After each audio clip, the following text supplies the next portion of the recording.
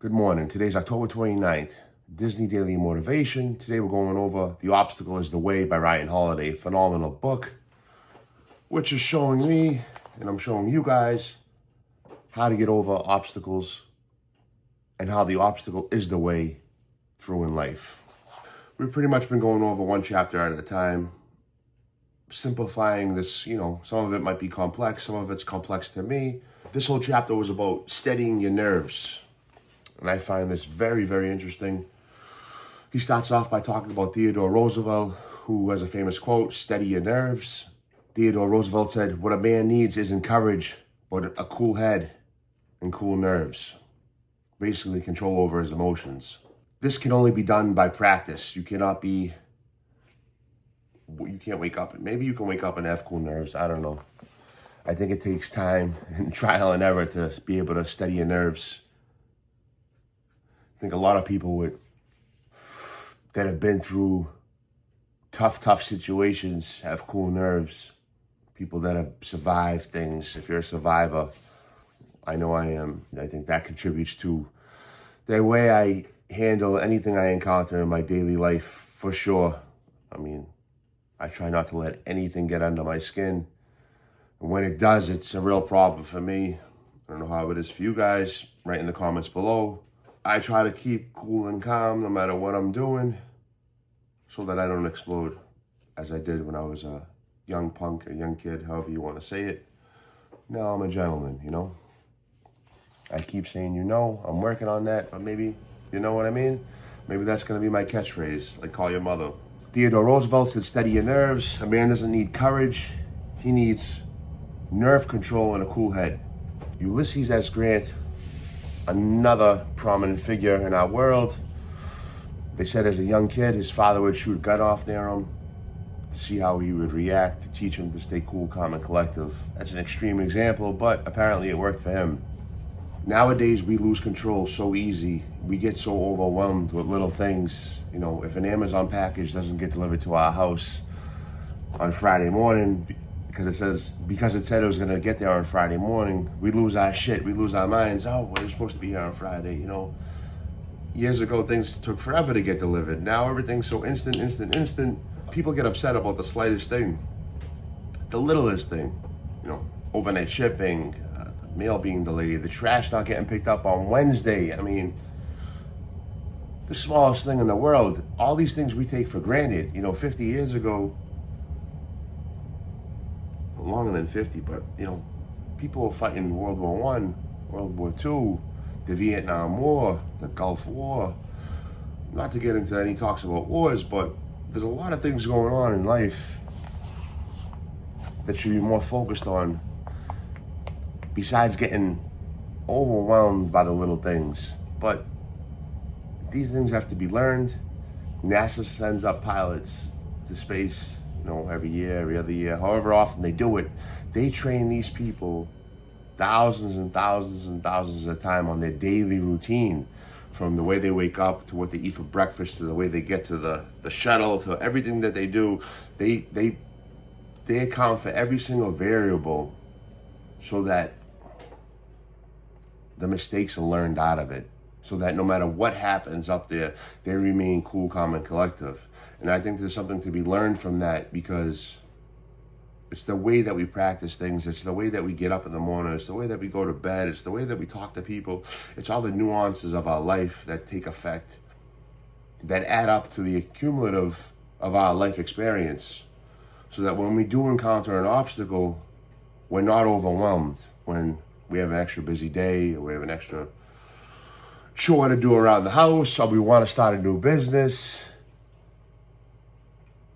these things can all be learned. The knowledge is out there. I'm living proof of it. We're going over it in this one book. I'm over 200 books deep. You can learn whatever you want to do. You don't want to learn, you want to be a cool, calm, and collective person, pick up a book on how to be a cool, calm, and collective person. But needless to say, that's what he's talking about in this chapter of this book: how to remain cool, calm, and collective, and how to have a perspective that any obstacle in your way can be overcome. It's all how you look at this obstacle. See, when we take all the luxuries we have in life for granted, It's very easy to get upset, get bent out of shape when something goes wrong. I think that's really true. Even this morning, I was upstairs at 4 o'clock in the morning. There was a trash bag full of trash. And I have to remind myself, the bag's sitting there, it's tied up. We left it there last night. Whoever left it there, it doesn't make a difference. I had to grab the bag, bring it down the stairs, put it in the garage, put it in the trash. I could have easily just walked right by it. Probably 50% of the time I do. 50% of the time, most people do. But it makes everyone's day easier. That trash bag being the obstacle in my way at that moment, you know, as small as the thing is that, I go by, pick up the trash bag, and I bring it downstairs. But I had to tell myself, hey, Franco, grab the trash bag, put it in the garage. You're going downstairs anyways, kill 2 birds with 1 stone. But these are the little things that we forget. Just as often as we forget to say please and thank you, or to hold the door open for somebody. Our own anxieties and our own egos, they limit us, and they let us take for granted the things around us. So I'm trying to practice being more mindful about these. That trash bag being my first obstacle this morning. Hey, I got it done. I'll pat myself on the shoulder. Another blessing, you know? See, the risk of being overwhelmed is always gonna be there. You just wanna be prepared mentally. You wanna rise to the occasion. I know I wanna rise to the occasion. I hope that you guys want to rise to the occasion, or at least learn how to rise to the occasion. If you can find comfort in being uncomfortable, that's a huge, huge lesson. Finding comfort in discomfort will let you get over any obstacle in your life. I practiced yoga for the last 2 years, and boy, you better find comfort in discomfort, especially if you're doing hot yoga. And I loved it. I loved that suffering. And I walked out of probably 8 out of 10 classes to take a break, maybe 9 out of 10 classes. I didn't care. I'd get up and leave, go catch my breath. But training your body to be comfortable in uncomfortable situations makes your daily life easier. Ulysses S. Grant, like he said, his father would shoot a gun off to make him not nervous when he heard loud bangs. Clearly, they were getting prepared for war. His father seen something coming. Getting out of bed in the morning, going for a run, getting out of bed, doing something that you don't really want to do. People make their bed, and so forth and so forth. When we get too comfortable in our life, then everything becomes an obstacle. And then you don't want to do shit. And when you get to a point in your life where you're like, oh, I got to do this, I got to go here. I've been there. I was probably there last week at one point or the week before. It happens to everyone. We're all human. But be mindful of that and say, hey, I got to get my shit together today. Well, all right. Fair enough. Let's get it together. Another good point in this chapter was, is there any problem in your life you encounter that you can't make worse? No, of course you could make any problem worse. You can always make anything worse. But the other side of that is there any problem that you can't make better? Of course you can make it better. There's always one way to go. Right, left, fork in the road, whatever you want to call it. My question to you is, does getting upset about whatever you encounter during your day or your life, does getting upset make that problem go away? 1000%. Getting angry, emotional, or acting on an impulse never, ever, in the history of the world, makes a problem go away easier, faster, or smoother. That's for sure. And I think that's where that steady your nerve, control your emotions, that Ryan Holiday was talking about with Ulysses S. Grant and Theodore Roosevelt and the NASA pilots. I think that's where that comes into play, because people under pressure need to be cool, calm, and collective in order to succeed continually, consistently. Especially if you're trying to build success, wealth. To be great at anything, you need to perform a high efficiency of work, intensely, consistently, and always improving. And getting emotional or angry with anything that you encounter in life is never an advantage to you. It's an advantage to your competition. That's for sure. When you have a problem, you don't want to emote in it. That's just talking about it. Talk about it once, talk about it twice, leave it there, figure out how you're going to solve it. Do not let your emotions get involved with it. and look at it logically, mathematically. How am I going to fix this problem? Take your emotions out of that situation. And then ask yourself, do I need to be freaking out about this? And the answer is always no. You're not gonna die. Is someone gonna die? Maybe if someone's gonna die, then you freak out about it. You're allowed that. You can cry about it, but then move on, back to business. How are we gonna fix this problem? Don't confuse yourself with emoting about a problem, because there is difference as sleeping and as being awake. That's a great little quote from Ryan.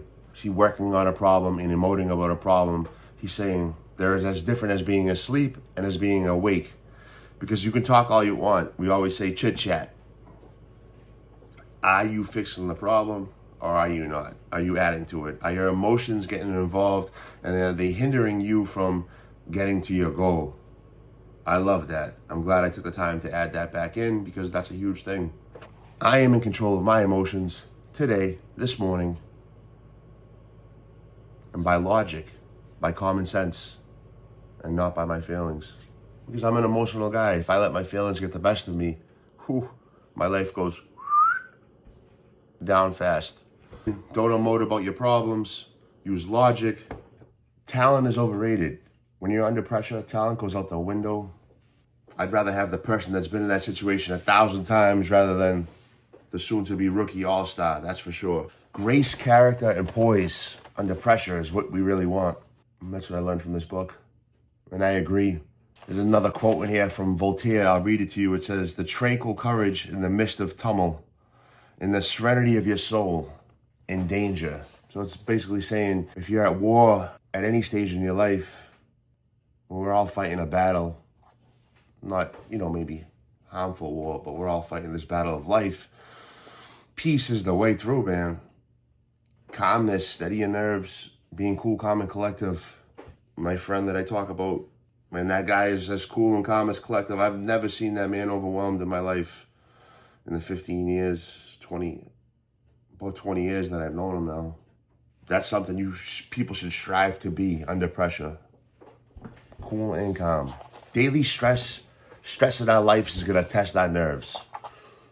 Things are going to come up minute to minute, hour to hour, and we're going to be tested. I'm going to be tested. You're going to be tested.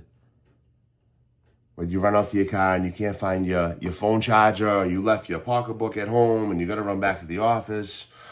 The way we react to each of these individual situations, if we can practice not letting these emotions come up where we become angry and looking at them from a scientific point of view of, okay, I got to drive all the way back to wherever you live to go get what you forgot.